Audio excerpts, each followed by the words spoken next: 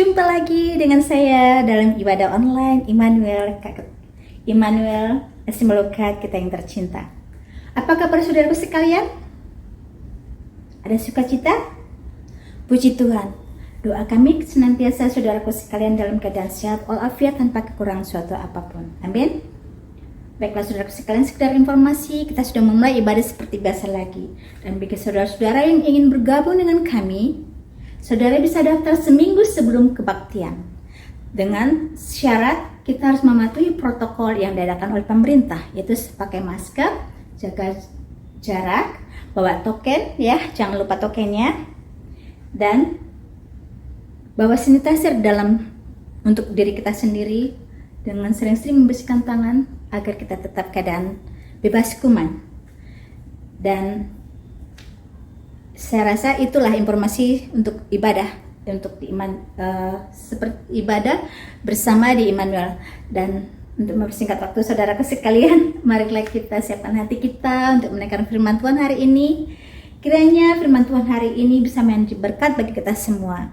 Selamat mendengarkan dan Tuhan berkati.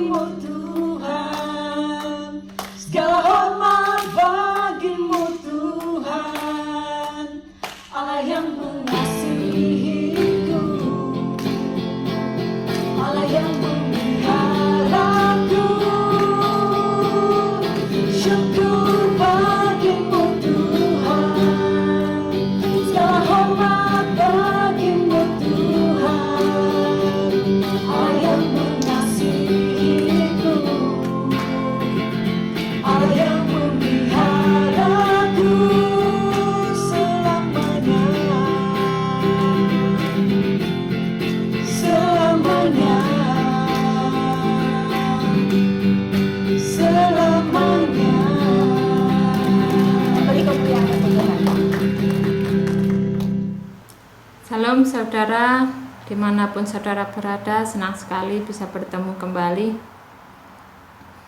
Sebelum saya menyampaikan sharing pada hari ini, mari kita mempersiapkan hati dan berdoa.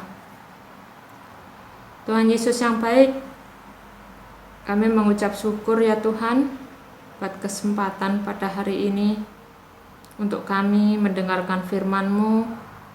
Banyak Engkau yang akan menolong setiap kami ya Tuhan untuk mengerti firman-Mu, sehingga firman yang akan kami dengar Tuhan memberkati setiap kita, menolong setiap kita, dan menjadi kekuatan bagi setiap kita. Tuhan Yesus, saya serahkan ibadah hari ini dari awal hingga akhir ke dalam tangan kasih-Mu. Kiranya Engkau yang akan bekerja, kiranya Engkau yang akan berkarya di dalam setiap kami. Dalam nama Tuhan Yesus, haleluya, amin. Pada hari ini saya menyampaikan sharing tentang bagaimana cara kita memenuhi hidup kita dengan damai sukacita Tuhan. Firman Tuhan di dalam Yohanes pasal yang ke-14 ayat ke-27 berkata, "Damai sejahtera ku tinggalkan bagimu, damai sejahtera ku berikan kepadamu, dan apa yang kuberikan tidak seperti yang diberikan oleh dunia kepadamu. Janganlah gelisah dan gentar hatimu." Firman Tuhan ini memiliki tujuan kalau setiap hari saat kita bangun pagi, kita mengetahui bahwa apapun yang akan terjadi hari itu, kita tidak peduli, kita tahu kalau kita akan baik-baik saja. Damai sejahtera Allah adalah perasaan yang luar biasa, kita akan mengetahui kalau kita memilikinya. Dan biasanya kita semua menginginkan lebih dan lebih lagi. Biasanya orang yang penuh damai, dia tidak mudah terombang-ambing oleh keadaan. Dia akan lebih sabar, dia akan menyukai damai, lebih rendah hati, dan pembawa damai. Tapi kenyataannya, saudara, tidak sedikit orang Kristen yang merasa stres saat menghadapi masalah. Dan karena stres itu sendiri bisa mengalihkan pandangan kita, fokus kita dari Tuhan. Dan itu biasanya terjadi karena kita terlalu mengandalkan kekuatan sendiri. Kita mengabaikan Tuhan. Saudaraku yang dikasihi Tuhan, saat kita berusaha untuk mengatur hidup kita sendiri, semau kita, terserah yang kita mau, yang pikirnya kita itu sudah benar, tetapi yang pasti kita akan berantakan. Saudara, kita tidak akan pernah mampu mengatur hidup kita dengan benar tanpa Tuhan. Lebih tepatnya, kita membutuhkan Tuhan.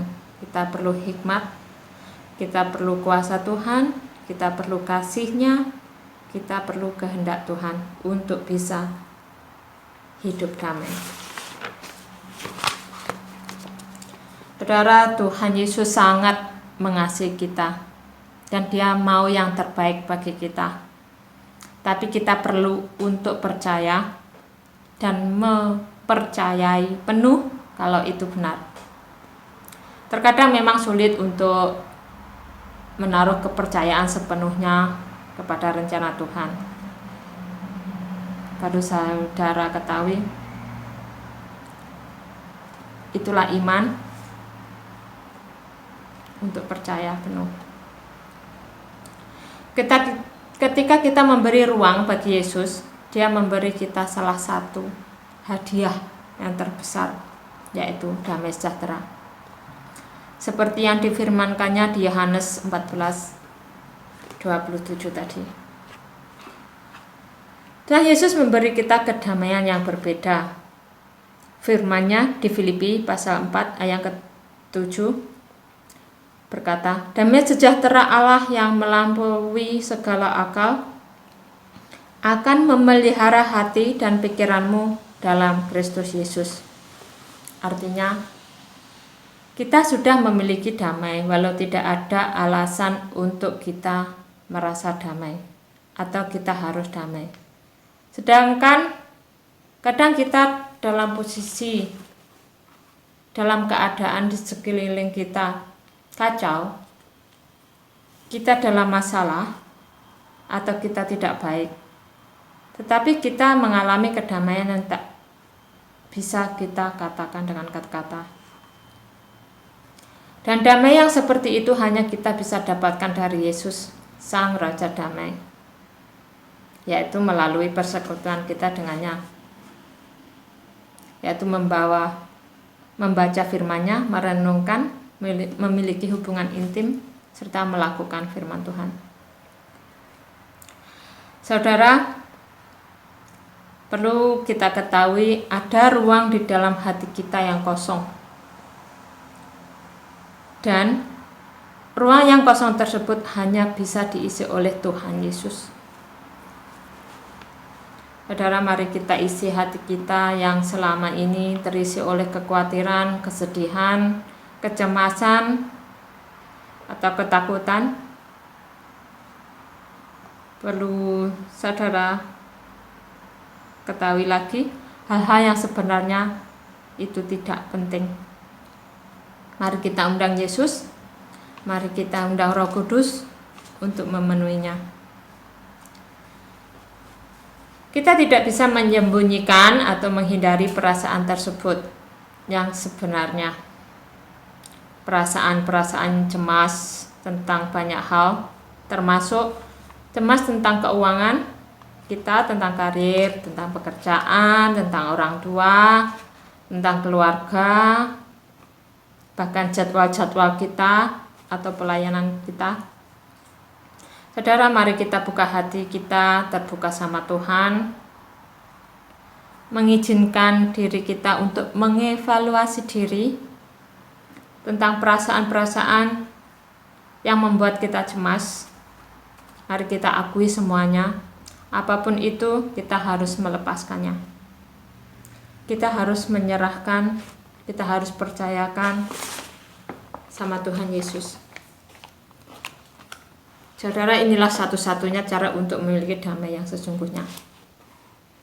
Ingat firman-Nya di dalam Matius pasal yang ke-11 ayat ke-28 sampai 30 mengingatkan kita, "Marilah kepadaku semua yang letih lesu dan berbeban berat. Aku akan memberi kelegaan kepadamu. Pikulah guk yang kupasang dan belajarlah kepadaku," kata Tuhan, "karena aku lemah lembut dan rendah hati, dan jiwamu akan mendapat ketenangan, sebab guk yang kupasang itu enak dan bebanku pun ringan." Saudara, berikan seluruh hidup kita kepada Tuhan.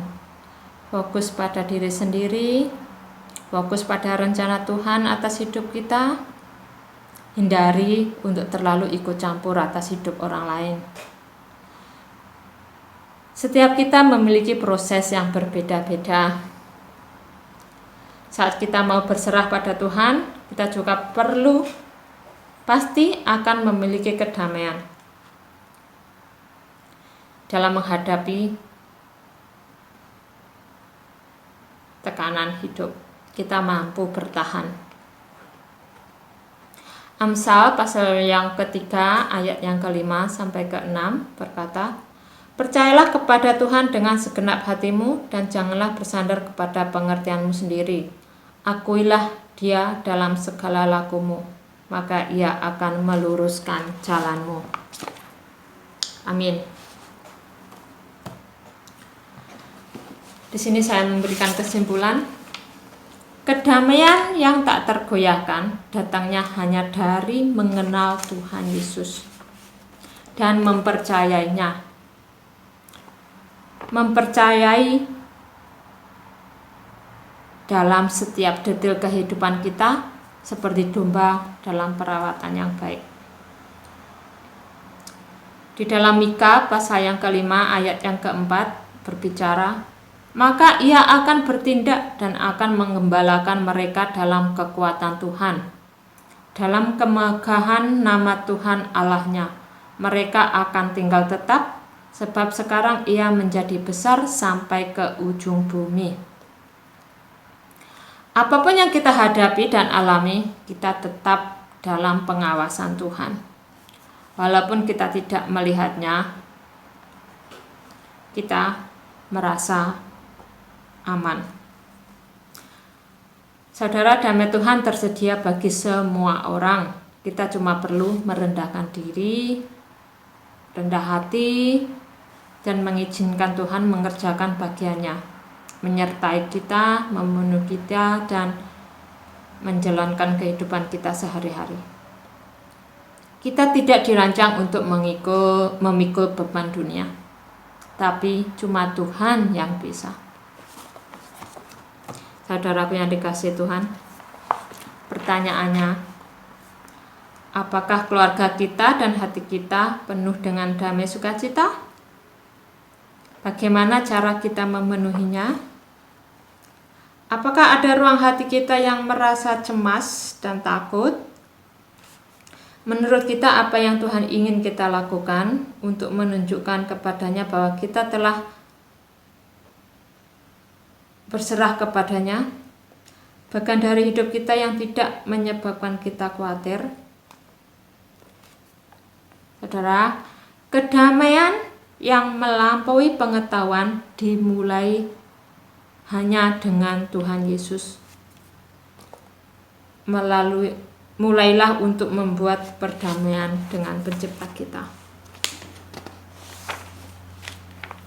Saudaraku yang dikasihi Tuhan, dosalah yang menghalangi atau yang memisahkan kita dari Tuhan. Dosa di sini bukan cuma tentang pornografi saja, tetapi tentang segala sesuatu yang tidak sesuai dengan firman Tuhan, atau segala sesuatu yang tidak sesuai dengan kehendak Tuhan. Semua tersebut juga termasuk dosa. Dan itu semua hanya dengan kerinduan hati yang sungguh-sungguh dan kasih karunia kita bisa membangun hubungan kembali dengan Tuhan. Firman Tuhan berkata di Efesus pasal yang kedua, ayat yang ke-8 sampai ke-9 berkata, sebab karena kasih karunia kamu diselamatkan oleh iman. Itu bukan hasil usahamu, tetapi pemberian Allah. Itu bukan hasil pekerjaanmu. Jangan ada orang yang memegahkan diri. Amin.